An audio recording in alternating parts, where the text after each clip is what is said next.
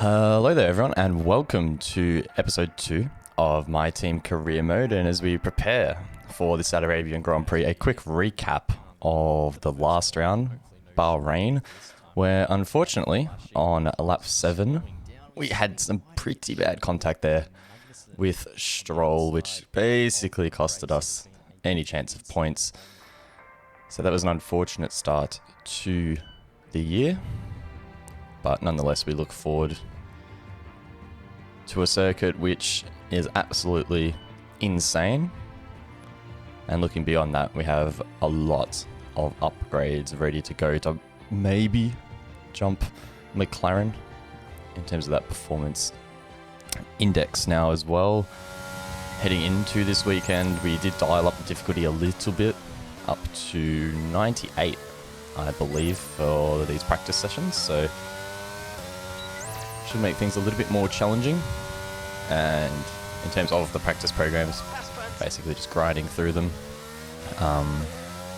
This is a circuit where I don't really have much experience on at all, to be honest. I didn't play heaps of F1 2021, so before this I did spend maybe like half an hour or so in time trial just trying to get a feel for the circuit. But of course, learning it in the MyTeam car is very, very different. Now, before qualifying, we decided to chuck on some fresh power unit components because even after the first race, the engine was getting a little bit worn, and this is the fastest circuit on the calendar.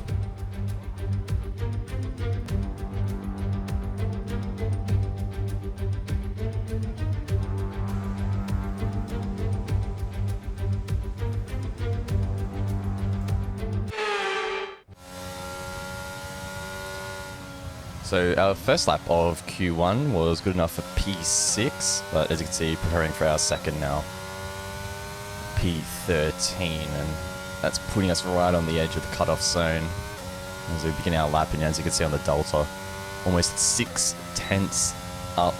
I might have played around with the wings a little bit on the front, obviously. Can't change the rear anymore. Maybe reducing it just a smidge. Reducing wings in this game is crazy. You can gain so much time on the straights, but nonetheless almost 9/10 up on our second lap here, and we'll see what that's good enough for. P5 in Q1, which is a little bit ridiculous. Now again, I think I had the AI at 98 during this qualifying session, and I expected that to be incredibly challenging, but it seems like maybe the AI are a little bit inconsistent across tracks. But anyway, it was a relatively clean lap, so we'll take it. As we head into Q2 now, of course, we did use 2 sets of softs in that first session, so we only get a single run in Q2, and we leave it right towards the end. Checker flag waved, and as you can see, in 16th position. Good run there through the hairpin, but we are approaching, I believe, one of the Alpines as we start to transition through to the second sector. So a bit of traffic here could well ruin our lap. DRS on the back straight. As we approach the Alpine of Ocon, going so slow, you can see the light flashing on the rear, so charging ERS holds us up maybe a little bit. Could have been a lot worse. He did move off to the side at the last minute, so not the absolute worst, but not ideal either. So we'll have to wait and see whether or not that has maybe cost us a position in Q3, because outside of that, a clean and a relatively quick lap as well. We approach the line and let's see where it puts us. P8. So in our second round of our first year, we will make it through to Q3. Expecting this to be a bit of a rarity, so we want to make the most of this opportunity as we approach the final hairpin leading on to the front straight. And this is a lap of the Jeddah Street Circuit.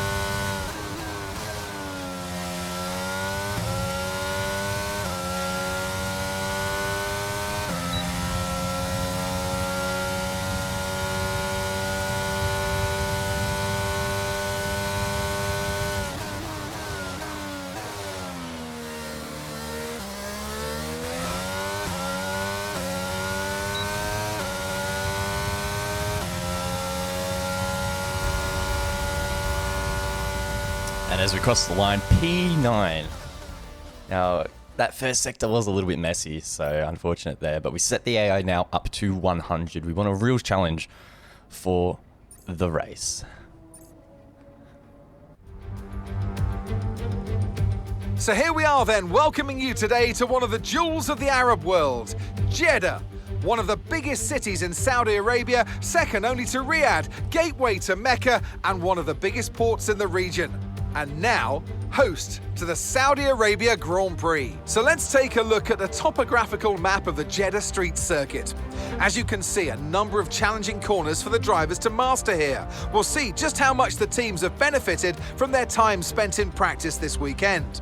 And like many street circuits, this track has the potential to punish drivers that get it wrong. Let's hope we avoid any safety cars today. Let's run you through the driver grid order for today's exciting race. Charles Leclerc lines up on pole position, and a very happy Carlos Sainz will start second. Considering the rest of the grid, we have Verstappen, Perez, and Sir Lewis Hamilton, and Russell, Bottas, Fernando Alonso, Mir and Pierre Gasly, Ocon, Mick Schumacher, Kevin Magnussen and Tsunoda, Ricciardo, Vettel, Lando Norris and Alex Albon, Joe, Stroll, Latifi and Oscar Piastri. With preparations almost complete, let's head down to the track. Anthony Davidson joins me once again in the commentary box, and it's fantastic to have you with us here, but I'm curious, as a man with experience out on the track, how do you stop those pre-race nerves from becoming overwhelming when you're lining up on the grid? Well, I imagine they'll be starting to feel the adrenaline as they anticipate the rundown into turn one, a bit like preparing to go into battle. The unknown situation will bring nerves, but that's a good thing. It will keep them focused on the moment and on their surroundings as we build towards the start of the Grand Prix.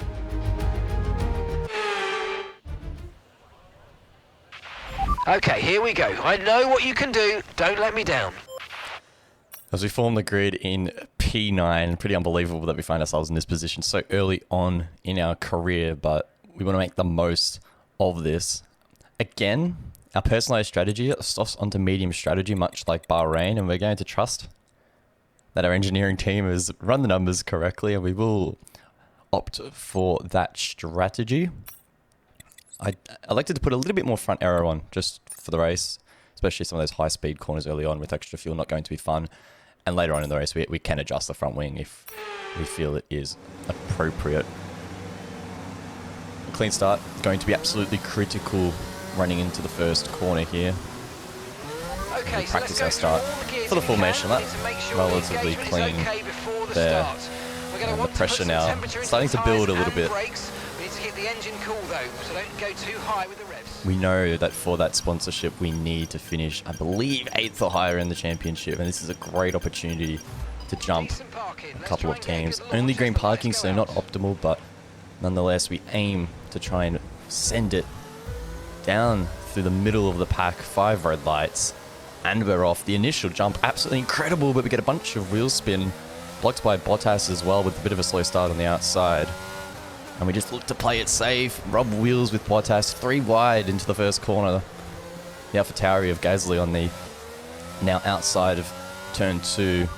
We let him go past as we just check our vehicle condition. No front wing damage, fortunately enough for us. Russell and Alonso side by side up ahead, but eventually will filter single file. Don't want to be going side by side through here. We will lose a lot of time.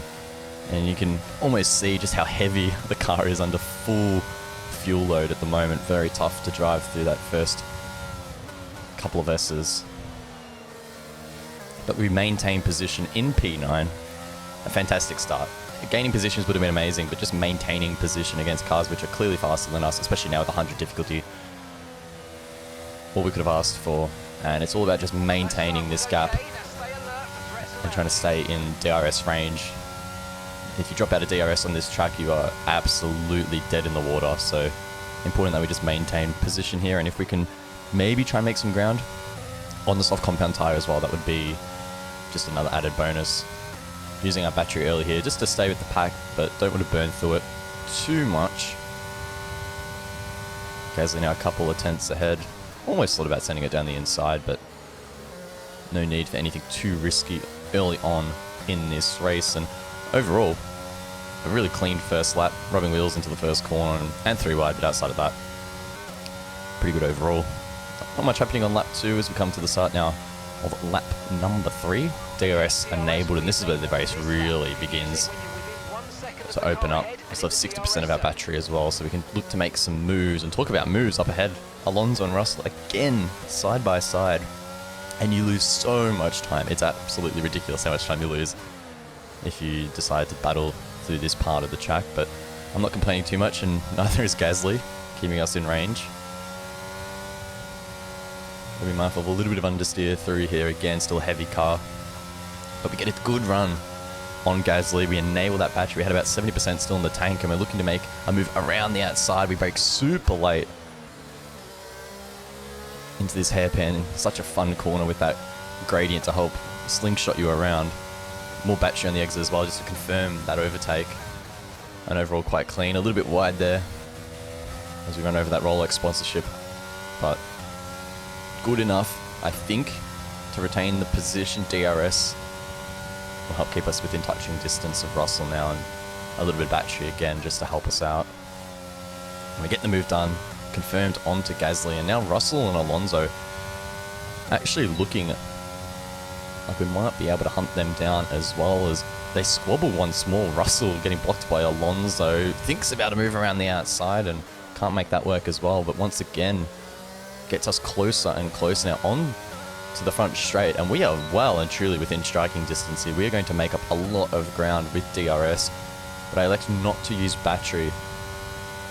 We'll save it for maybe somewhere where we can get the move done without it being quite as dangerous. Russell and Alonso alongside for I think the 3rd time now through turn 2. I love a good squabble there. But they continue now, and you can see just how much time they are losing. It is insane. Wilson's going to go quite slow through there. Still side by side. Russell not wanting to give away the position, and we're going around the outside now. It was an overtake over the white line, I will concede, but it was also a bit of evasive action as well. Otherwise we would have made contact there with Russell. We don't get punished by the stewards, so we elect to hold the position. And that elevates us up now into P7. With Alonso still within DRS range as we move now on to the start of lap number 5. No battery again, we'll just tuck behind Alonso. We've seen time and time again how much time you can lose through this section if you go side by side, but we have no other option as Alonso locks up. We make contact, and it seems like our front wing has survived. I don't know what our front wings are made of, but it seems like they can take a lot of punishment. And now we are into P6. So that pressure that we put there onto Russell and Alonso goes rewarded. Now it's really about trying to extend the tyre life on these softs, extract as much performance as we can. But Alonso fighting back here down the inside, and you can have these back and forth battles on this track as the pit window now opens, lap number 7. We don't want to lose too much time on this in-lap. So we just let Alonso go, at least for now. We're not going to use any battery. We still have 74% remaining, and we'll use that likely for the outlap to gain some ground. Do get some DRS here on the front straight as we duck into the pits, again on an alternate strategy to the rest of the field. Now, for some reason, the game changed my pit mode to immersive as opposed to broadcast, and I'm fairly certain I don't have turn-in bound, so I get a little bit unlucky here, and it will be a slower pit stop, 3 to 3.3 seconds. We'll see what the team can produce, and it is unfortunately 3.3, so quite slow. Nonetheless though, we saw a draw and nothing we can do about it now, and just squirt the throttle exiting the pits. With the new temps, so much harder on the outlap, so cold. Nonetheless though, we move forward now onto lap number 11 as we catch the rear of the pack. Oscar Piastri, our teammate, struggling here in Jeddah. Perhaps not quite having the same upgrades we do on the car, or not as familiar with it as us. Either way though, 4 cars up ahead in a condensed pack, and we want to just make quick work of this. The more we get held up, the more it hurts our strategy. Fortunately though, 2 will dive in towards the pits, and now we're looking to go 3 wide once again with our teammate, much like we did in the previous round in Bahrain. We sent it down the inside. Bit of contact made, but I don't believe there'll be any damage from that one, and relatively clean overall. Pesci looks to fight back though around the outside, but no room there. We cut him off. Now up into P11. Quite happy with making quick work of that one as we look at the replay. Not much room there for 3 cars, but somehow we made it work. So good driving all around there from Piastri and Guan Yu Zhou. Okay, Norris is in the pits. We leave them in our dust a little bit. Reaching the halfway point now of the Grand Prix. Oscar is into the pit lane. Oscar in the pits. Piastri pits, but I don't think he's really in with a good chance of points here in this race. But at the moment in P5, we are well and truly in the running.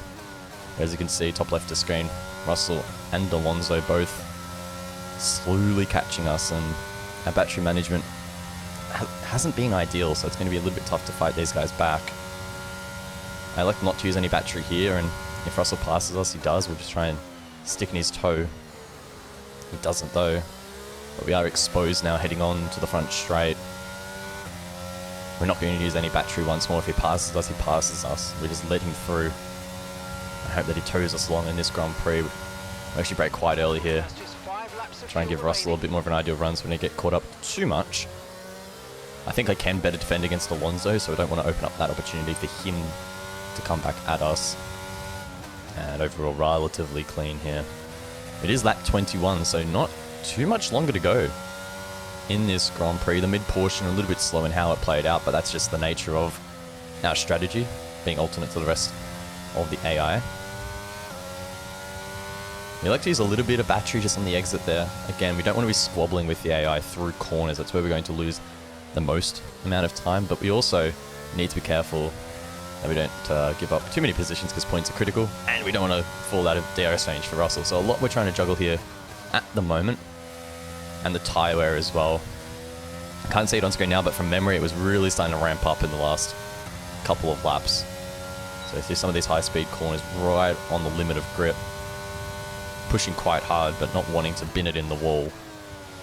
They are so close on this track. A small mistake, a little bit too wide here or there, or hitting a curb the wrong way, and you are just going to absolutely smack the wall. No chance of recovery. Again, just using a bit of battery now, staying within range of Russell. DRS onto the front straight, leading on to lap 22. And we make a lot of ground here on Russell. We think about going down the inside, and we send it. We go a little bit deep and make contact. So a little bit messy from us. We get a warning for that collision, and I will admit that was quite reckless. We do get some damage as a result, I think, on the side pods. So unfortunate there for us, and that's something we're going to have to contend with now for the rest of the race. And with worn tyres and high-speed corners, could actually be quite a significant detriment to our chances of retaining 5th position here in this race. We really just have to be conservative. Russell, not happy with us, just bombs us down the inside. We're giving the space, we're giving that position back. Probably should have readdressed it earlier, but that was a good opportunity to do it nonetheless, and certainly cleaner than when Verstappen tried to readdress Hamilton in real life. We do it in a pretty strategical manner though. We can get a good run onto the straight, and we get DRS now as well. Tyre wear flashed up as we almost reach 50%. Once you get to about 50% in this game, it is like driving on ice almost. DRS once more here, just staying in the toe of Russell, and we get such a good run. I wasn't really thinking about going for an overtake here, but clean around the outside. Russell though looks to hold down the inside. The AI racecraft so good in this game. He'll get DRS as well, and so will Bottas. Just swipes the left-hand side of our car, and once again 3 wide heading into the first corner. We decide to concede. We don't want to hold the outside. It's really just going to slow us all down and risks further damage to the car. Bottas able to escape, and Russell now side by side, forced to concede to him down the inside as well. There's no room on the outside of that corner. And that's an unfortunate sequence of events for us. They're just super unlucky on that front straight, and you can see just the damage and the tyre wear. You make one wrong move in that first sector, it just ruins the entire flow, and now at risk of Alonso behind only 3/10. Points really slipping out of our grasp on lap 23 here, and we don't want to give up any more than we already have. Engineer just reminding us of that underbody damage. Russell and Bottas really starting to escape now, but we are still within 8/10, so we'll get DRS once more, and you can really find a lot of this time back. Trying to conserve as much battery as possible. We find about 3/10 back on that straight, so not too bad. I'll get more DRS heading into the final hairpin here. So just as I think Russell and Bottas might be able to get away, just stay in reach. But with this tyre wear and with this damage, an overtake is going to be so challenging, but we are determined. Probably risky to be contending with these two towards the top end of the standings, but my eyes lit up in this race. I wanted as many points as possible and to capitalize on a really strong qualifying result. Again, the AI side by side through turn 2. And if my eyes weren't lighting up before, they definitely are now. I know this is going to cost them so much time, and I could try and maybe set up a move going into the hairpin. Alonso dives down my inside there, shows the nose. I gave him as much room as I possibly could, but that was very dangerous from him. Again, though, our flow not great, but we still get an okay run. Not enough, though, really, to catch Bottas, and I was saving my battery for the last lap, where it all really counts.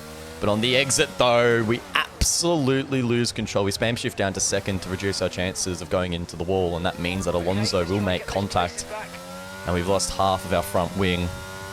And that's a big mistake to be making at this point of the Grand Prix. It demotes us down now into P10. I doubt we'll be able to catch Ocon now outside of second anyway. We can see shaking the wheel in frustration there. We knew we were on for a really good bank of points. Just a little bit overzealous there with the throttle, costing us a lot of hard work. That was incredibly, incredibly disappointing as we move on now to lap 25, the final lap of the Grand Prix. Actually in P9 now, I believe Alonso pitted due to that wing damage. Magnussen close behind, 3/10. Look to get a good run out of the last corner. We have enough battery to get us to the line. And we managed to finish in P9, our first points in Formula 1. It could have once again, like Bahrain, been a lot better. But any points are good points at this stage of our career.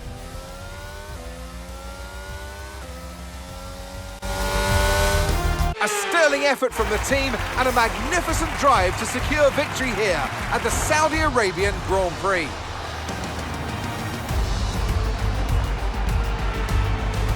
Talk to me, Ant. What was it that set them apart from the competition today? Well, this was a real team victory. They put together a solid strategy today that appeared well suited to the conditions out on track. The driver did everything that was expected of them in the moment to really execute the team's plan to perfection, a shining example of how F1 really is a team sport. Looking at the podium, you can see that red suit familiar to fans across the globe. A world-class win for a world-class team. Ferrari, do it again.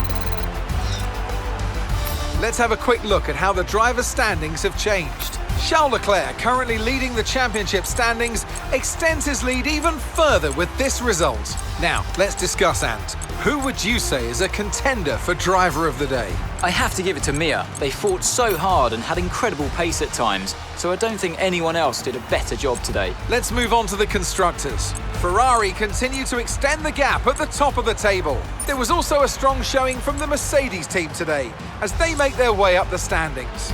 It's been an absolutely wild weekend of Formula One action, and I can't wait to see what's next.